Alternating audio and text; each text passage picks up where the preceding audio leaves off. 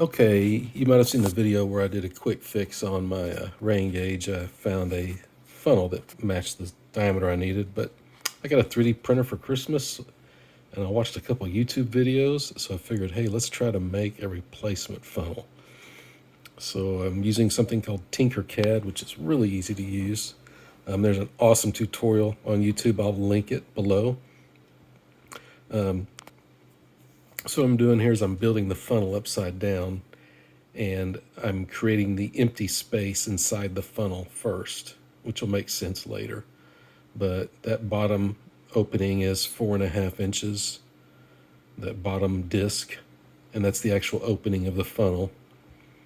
And now I'm building the funnel part of the funnel, whatever you want to call that. Now I've got to add in the tube or whatever that goes inside the rain gauge. And this isn't a how-to. Go watch the guy's video that actually knows what he's talking about. I'm just kind of a quick overview of what I did. This is a lot of stuff cut out and sped up. So just trying to show you how easy it is for somebody that has no clue what they're doing to kind of figure this out pretty quickly and start building parts. So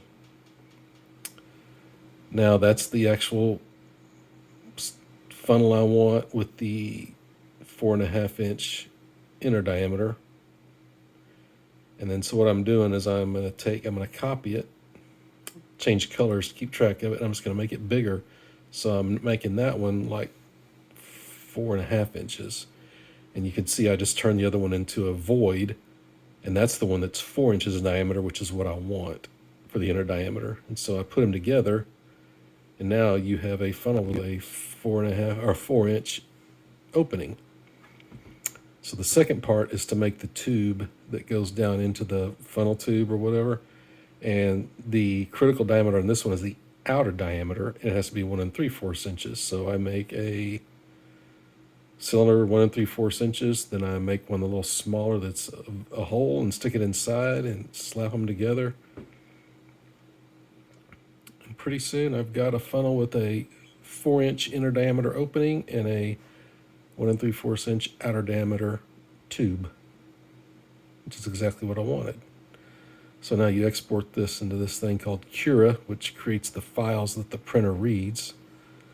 And so I created my file, put it on the little flash drive, and stuck it in the printer and printed it.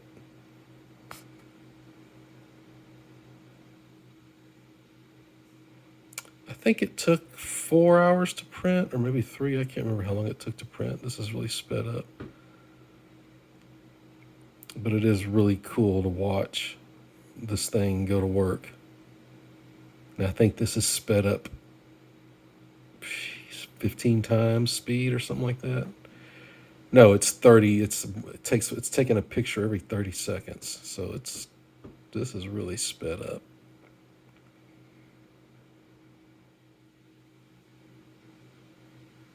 You can see I get it. Pretty cool. It's got a little stringy stuff in there, which I'm still learning printer settings to try to eliminate that. But I mean, just wipe them off. But I went from needing a part to building it with almost no experience, literally watching a couple of YouTube videos.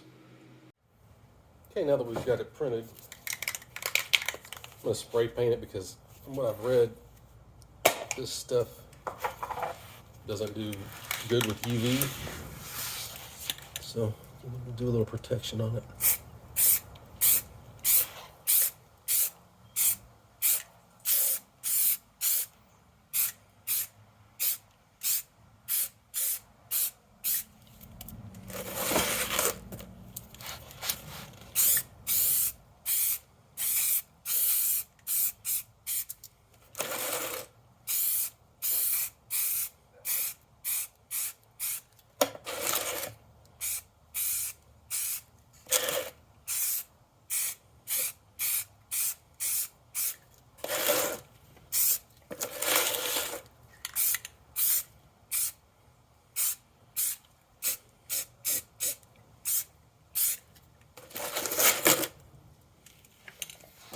Okay, we'll let that dry.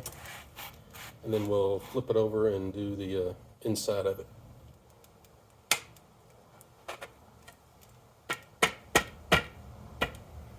There we go. Now I can just paint the inside and go install it. So let me go paint it because I can't. I gotta hold it with use both hands. So then we'll go put it back up. Okay. Let's go put it back up. Okay, so there it is. I think it's pretty cool that you can fix your own stuff with one of these 3D printers. So hope that helps you.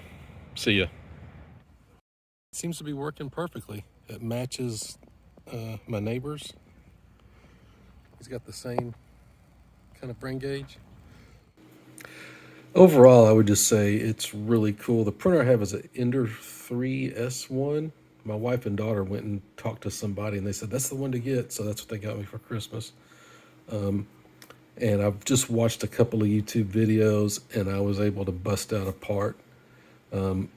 There's a learning curve to the printer stuff, but you know, just like most things, YouTube's your friend. There's tons of tutorials out there. But if you're on the fence, I'd say get one and try it out there. The learning curve is pretty shallow, and it's actually pretty fun. So hope this helps. See ya.